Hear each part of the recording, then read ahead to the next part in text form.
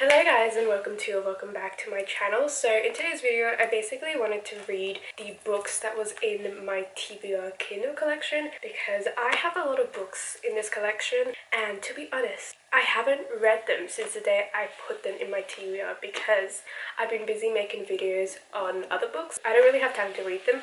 So in today's video I kind of want to focus on the books that have been on my TBR so that I can finally get through them. So this video is basically an excuse. The first book that I'm going to be reading is The Golden Lily, which, okay, I went through my Vampire Academy phase. I read the series literally back to back.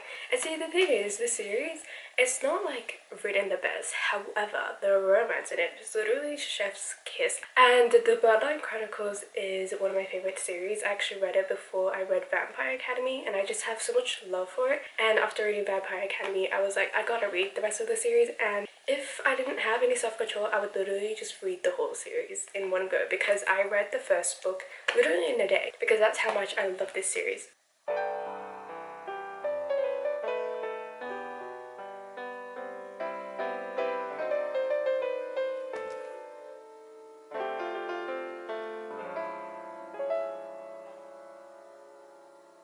So I finished reading Golden Lily and I wanted to do my little spiel on why I love this series so much. Rochelle Mead may not be the best at writing, but you know what she's good at writing? Forbidden romance. To explain this, we're going to start off with the Vampire Academy series where we have Rose and Dimitri. They have like a student-teacher relationship, and I say this because in the world that they're set in, they're vampires, okay? And she goes to a school where she is training to become a guardian so that she can protect her best friend who's like a vampire princess. And he's not exactly her teacher, he's more like her mentor who's teaching her how to fight and defeat these 𝐦𝐮𝐬𝐢𝐬𝐬, which is basically like the undead vampires. It's a very complicated system, but basically Dimitri, he's a lot older than her. I think they have like a 7-year age gap, which it is a little bit icky because when they first meet she's 17, so I'm kind of like but I will say that the way that it is written, just like the tension between them, I know it's not supposed to make me feel giggly, but it kind of does. Like, I cannot explain it, but the chemistry between them and the way that they were written, there were so many parts of the Vampire Academy series where Rose annoyed me so much, but the scenes between them two, I loved reading every bit of it. And it's kind of the same with the Bloodline Chronicles, and this one is a spin-off of the Vampire Academy series. So we have Sydney and Adrian, who are part of the Vampire Academy series, and we get to see them a lot in the like last 2 books, but they are pretty major characters. Rochelle Mead also sets up a like forbidden romance in this series as well, because basically Sydney is an alchemist, Adrian is a vampire, and alchemists are these like group of people who work together with vampires so that the humans aren't aware of them, but they are also against vampires. They think of them as like evil creatures. When we have Sydney and Adrian together, there's a lot of tension between them because Adrian likes Sydney. However, Sydney's like, no, we cannot be together because obviously they're from opposite sides, and there's just so much tension between that. And also when we get to see them slowly like each other, I had literally highlighted so many quotes from this book because it's just like all the little signs and like the subtleties of the way that they talk to each other and the like gazes and everything. However, I will say that like after the 3rd book, in my opinion, the series kind of goes downhill because we get 2 point of views from like both characters, and in the first 3 books it was only Sydney, and at the point I was like, don't need 2 of your perspectives. But also once they got together, it kind of wasn't as fun. With Rose and Dimitri, literally their like tension lasted to the last page because there was just a lot going on. The book that I'm going to be reading next is Daughter of the Pirate King, which this book has literally been part of my TBR collection, I think since the day I created that TBR collection. I don't know why I have never like decided to read it. Okay, so I ended up DNF in Daughter of the Pirate King, but I personally just think that I've outgrown certain books, and maybe I've read so many books that when I look at books and I don't like the writing, I know instantly. I haven't read that much, but I already knew that there's something about the writing that was kind of off to me. Even with the romance, we get introduced to who I assume is a love interest in the beginning of the book, but just the way that they like bantered and talked to each other, it was just weird. Like no chemistry. I didn't really care about the characters or the other crews. Like I felt like we got introduced to many different characters because she's obviously the daughter of a pirate king. She is a pirate herself. She has a crew, and we get introduced to so many characters. I don't even know these characters. I don't know their names, and I feel like I'm supposed to have some like empathy towards them, but I don't care. Yes, it's still the beginning of the book, so I'm obviously not going to get that much out of it. I did pick another book which is called Deal with the Elfkin. I read another book in the series which is called the Married to the Magic series, and I read Slaying the Vampire Conqueror, which I actually really enjoyed that book. I feel like with 𝐸_𝐬𝐻, her writing is like very simple. It's very focused on like romantasy, and I read her 𝐸_𝐬𝐻 series, which I'll be honest, that series, it wasn't the best, but it was really fun to read. So I have high hopes for this book. So I've been reading A Deal with the Elfkin on my phone, and honestly I feel like because of that I've just been blacking out. Whenever I read on my phone I can never take anything in, but I ended up DNFing it, and I feel like the reason why was mainly just because the writing just felt very juvenile and very dramatic. Just the way that the characters interacted with each other just kind of put me off. For example, in the beginning of the book, she has a best friend, Luke, who she is in love with. He's her childhood best friend, and she finds out that he betrays her, and then she's like,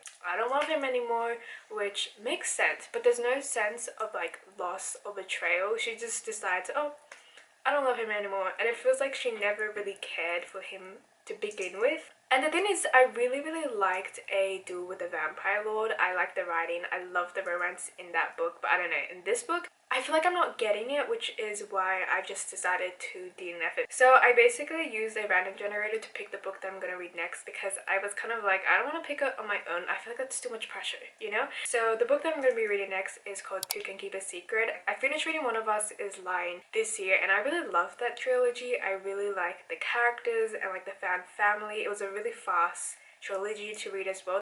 I think the mystery in these books are always like super wild, but you know what, that's fun. I don't need a mystery that's like really chilling or scary. This book is basically about two twins who moved to a small town that their mother used to live in, and this town is known for disappearances and like a murder of a young girl. And basically when they move to that town, there is this recurrence of someone vandalizing places and just like hinting that another accident is going to happen, and that's basically where I am at the moment. I feel like the issue with these books in particular is that it's always focused around high school and high school drama, which not my favorite. I do get annoyed at characters, but most of the time I do really like the main characters.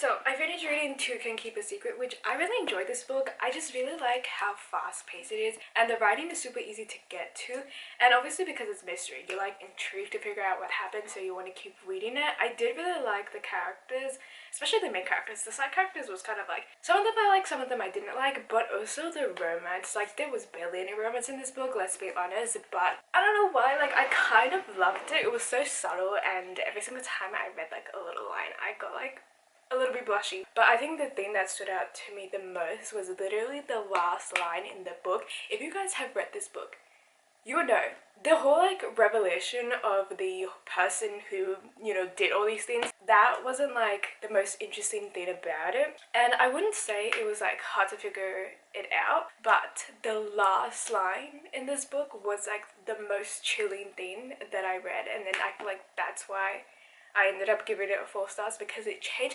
Okay, it didn't really change the whole perspective of the book, but I don't know, something about it just like, it really messed up with my head after reading the whole book. The next book that I'm going to be reading is The Ever Cruel Kingdom, which I love this author, 𝐸_𝐬𝐻. I've read some of her books before, which was like the Bone Witch series. I absolutely love that. I read the first book of this 3 years ago, so I don't really remember what happens in it, which It's not the best thing because I read a little bit of this book and so far I don't really remember what happened and I am kind of confused because of that. But I do remember really enjoying that book and that there was like really crazy things that happened in the first book. So I'm really excited to continue on with reading this because there's something about reading Rebecca's writing that is just so good, and it's a mixture of like fantasy and I don't know, the way that she writes and the way that she creates her plots is so good. The plots that she writes, I feel like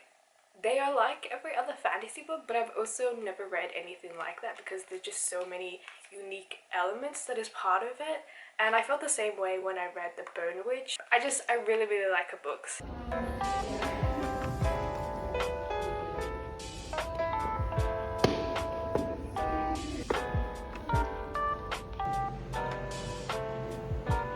Everything that I said about this book before, literally ignore it, okay? Because when I read more after that last clip, I was like, this is not heading to the direction I want it to, and I feel like my high expectations are not being met. Honestly, I'm a little bit disappointed, but I just felt like it started off so good. Like, I was very excited to read it. It was really interesting, and then after I last talked about it, it just started going downhill. I really liked the romance. And then I was like, the romance is not the central theme of the book, right? Because they have the whole plot and the actions. But then the romance started to become really repetitive, and it did become the central theme because there was no plot. The plot just included a lot of like strategy, a lot of trying to figure out things that were going on, how to destroy this like evil entity. And that was very boring to read. The whole evil entity thing as well, I didn't know care about it. Maybe it's because I didn't really care about the lore or whatever, but I was reading it and I was like, this is kind of, it's not satisfying. The ending was not satisfying to read. It was just like there, and then I was reading it and I was like, look, the ending is happy, but the whole process leading up to it was just kind of boring. In a fantasy book like this, you expect something that is more high stakes or something that like shocks me. You know, I want a plot twist. I want an ending to a sequel where it would change my whole world.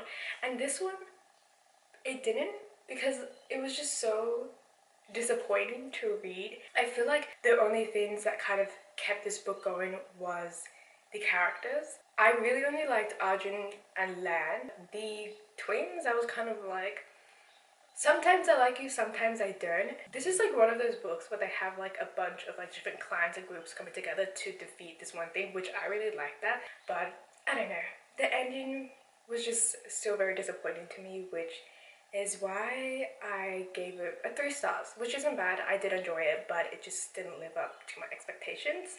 That's basically it for today's video. I have decreased my Kindle TBR, which I'm very happy about, but I have also added more books into that. So maybe I'll make another video where I read more of my TBR. Anyways, I hope you guys like this video. I will see you guys next time. Subscribe if you want to, of course. And yeah, bye.